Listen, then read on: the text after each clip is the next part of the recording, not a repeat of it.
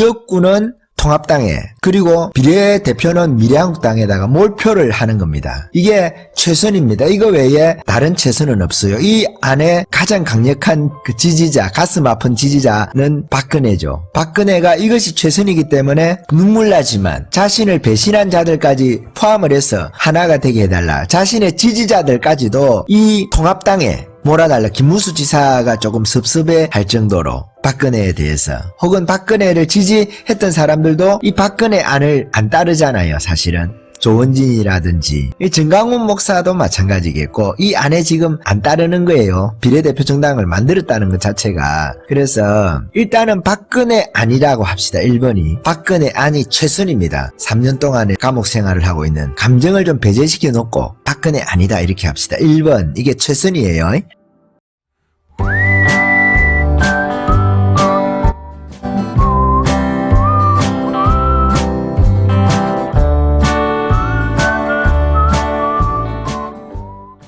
오늘 시점에서 오늘이 3월 23일입니다. 3월 23일인데 오늘 시점에서 저희가 표계산 간단한 것인데 산수죠. 4.15 총선 때 표계산을 한번 해볼까 합니다. 준연동 비례대표라든지 이런 측면에서 말씀을 드리는 것이 아니라 어떻게 하는 것이 우파에 있어서 최선인가, 최대한 우파가 표를 많이 얻게 되는 방식 있잖아요. 그 방식 좀 감정을 배제시켜 놓고 나는 박근혜를 좋아한다, 조원진이를 좋아한다, 정강훈이를 좋아한다, 김문수를 좋아한다, 황교안이를 좋아한다, 홍문종이를 좋아한다 이런 거 다 빼고 건조하게 감정을 좀 배제시켜 놓고 건조하게 표계산을 한번 해보자는 말씀을 드립니다. 제일 처음에는 그 군소정당이 우파에 없는 거예요. 하나도 없이 통합당 만으로 그러니까 지금 비례대표하고 그 통합당 그 미래한국당하고 이 당만으로 사실은 총선을 치르는 것이 제일 최선이죠. 최선 중에 최선이죠. 4가지 정도로 크게는 나누어 볼 수 있겠죠. 최선, 차선, 차악, 최악 이렇게 됩니다. 1번 최선의 경우 이 최선의 경우가 지금 황교안 중심으로 해가지고 통합당 중심으로 그리고 통합당의 비례대표 정당인 미래한국당을 중심으로 해가지고 지역구는 통합당에 그리고 비례대표는 미래한국당에다가 몰표를 하는 겁니다. 이게 최선입니다. 이거 외에 다른 최선은 없어요. 이 안에 가장 강력한 그 지지자, 가슴 아픈 지지자는 박근혜죠.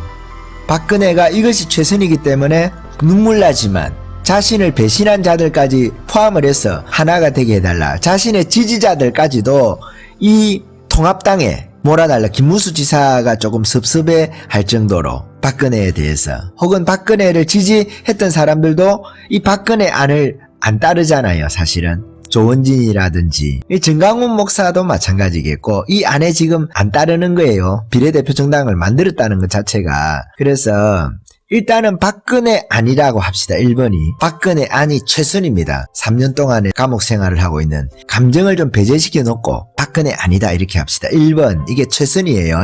황교안을 중심으로 해가지고 미래통합당 그리고 미래한국당 지역구하고 비례를 밀어주자는 거예요. 황교안 당으로. 네, 이거 박근혜 아닙니다. 이것이 역시 선거의 여왕이 맞아요. 이렇게 하면은 이길 수가 있는 거예요. 이기지 못한다 하더라도 최선이에요. 최선의 투표로 진다고 할까요? 진다 하더라도 최대한 득표를 많이 얻을 수 있는 방법은 이 방법밖에 없어요. 사실은 이게 일환입니다. 최선의 방법. 우리는 이것을 위해서 기도해야 된다고 생각합니다. 저는 이것을 위해서 기도했습니다. 통합당이 미운 짓을 많이 해도 그래도 보수가 살아야 되니까 그러면 이 감정을 배제시켜 놓고 산수적인 계산을 할 때 그렇다는 거예요. 통합당이 어쩌니 이런 이야기를 하는 것이 아니에요. 잘하든 못하든. 박근혜의 생각입니다. 박근혜만큼 통합당에서 피해를 많이 본 사람이 없잖아요. 제일 피해 많이 본 사람이 이 안이 최선이다 할 때는 덜 피해 본 사람들이 할 말이 없는 거죠. 사실은 10대 맞은 놈도 가만히 있는데 한두 대 맞은 놈이라든지 맞지도 않은 사람들이 할 말이 아니잖아요. 옆에서. 그러니까 박근혜 제일 피해를 많이 본 100대 맞은 사람 1000대 맞은 사람이 지금 이 안을 제시를 한 겁니다. 저는 이 안으로 가야 된다고 생각을 하는 거예요. 이 안으로 가야 된다고 생각하는 겁니다. 최선이니까 할 수만 있으면 현실적으로만 가능하다면 2번 차선의 경우죠. 차선의 경우도 여러 가지가 있을 수가 있는데 차선의 경우에서는 어떤 말씀을 드리는 거냐면 이제 군소정당이 나왔어요. 보수 군소정당, 보수의 군소정당, 그대 야당 박근혜가 표현한 그 당 외에 군소정당이 나왔어요. 군소정당은 중심 인물을 통해서만 이야기를 합시다. 자꾸 헷갈리니까. 제 자유공화당도 다시 김문수가 나가고 나서 그 조원진 당으로 돌아가면서 우리 공화당 당명을 다시 쓰게 되거든요. 당명이 자꾸 바뀌니까 헷갈리잖아요. 여러분들도 헷갈리실 거예요. 그러니까 조원진 당, 그리죠?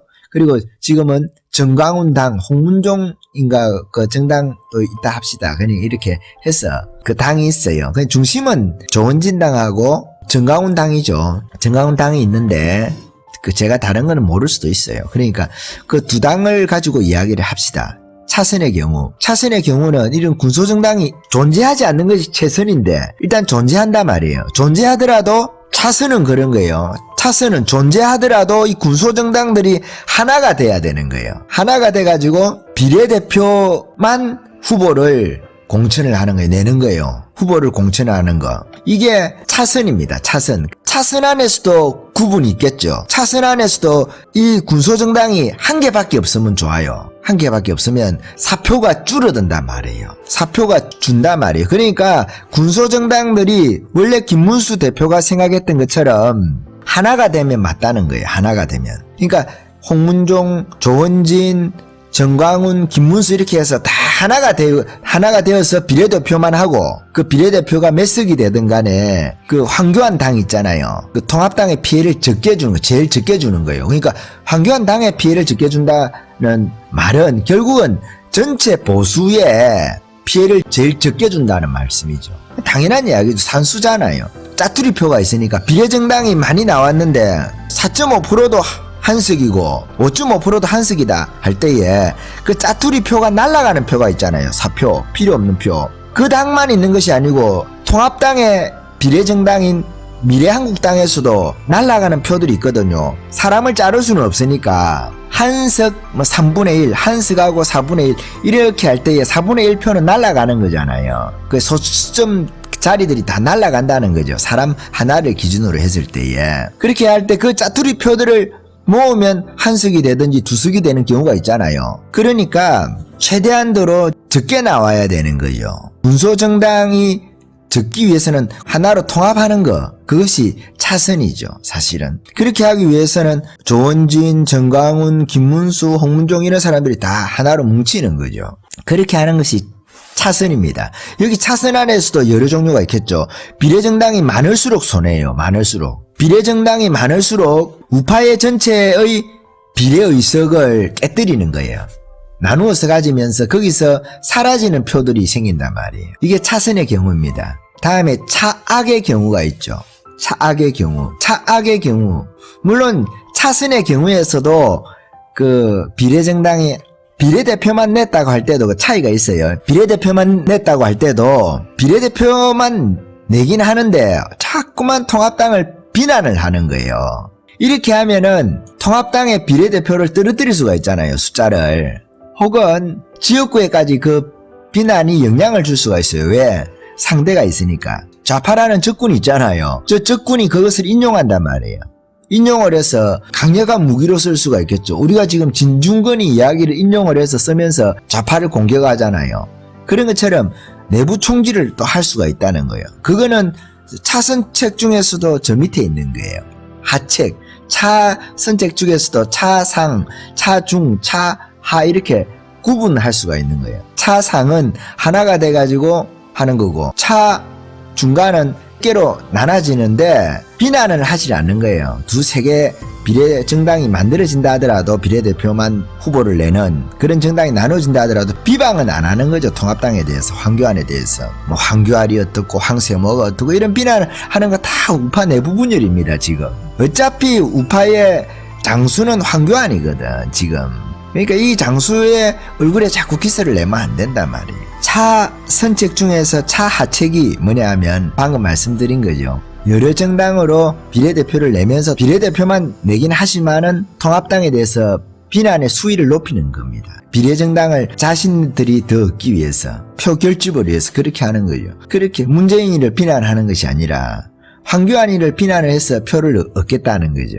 어차피 우파가 찍을 거니까 문재인 쪽에서는 안 찍을 거니 이게 표 계산인데 이런 계산이 우파를 죽인다는 거예요. 정치공학인데 그런 공학적인 산수죠. 정치 산수적인 계산이 하책이다 말이에요. 차하책이다 말이에요. 이렇게 하는 사람들 여러분 있습니다. 벌써. 참 정당이라는 것은 어쩔 수 없으니까 살기 위해서 표를 얻어야 되니까 네거티브만한 선거 전략이 없다고 하니까 이 네거티브를 우파를 향해서 하는 거예요. 절대 이런 일이 있어서는 안 되겠는데 많이 있죠 사실은. 차선책 중에 차, 상, 차, 중, 차하로 이렇게 구분할 수도 있어요. 다시 한번 요약을 하면 좀 복잡하지는 않은데 차선책 중에 전체를 4가지로 구분할 수 있고 그분의 그 두 번째 차선책으로 할 수 있는데 차선책 중에 또 3가지를 나눌 수가 있다. 제일 차선은 비례정당을 하나로 만드는 거죠. 군소정당을 하나로 통합을 하는 거예요. 그래서 비례대표를 내는 거. 그리고 두 번째 차선책 중에 중간책은 비례정당이 많이 나오긴 하는데 비난하지는 않는 거예요. 통합당에 대해서. 예, 그렇게 하고 세 번째가 비례정당을 내면서 비례정당이 나눠지면서 또 하나는 혹은 비례정당이 통합이 되어 있다 하더라도 황교안에 대해서 비난을 하는 그런 경우의 수가 있습니다. 우파 전체로 볼 때 그렇습니다. 누구를 좋아하고 황교안이가 잘했다 못했다 뭐 통합당이 공천을 잘했니 못했니 통합당이 잡탕이 되니 어떠니 이런 이야기를 하는 것이 아니라 그렇습니다. 건조하게 표 계산을 할 때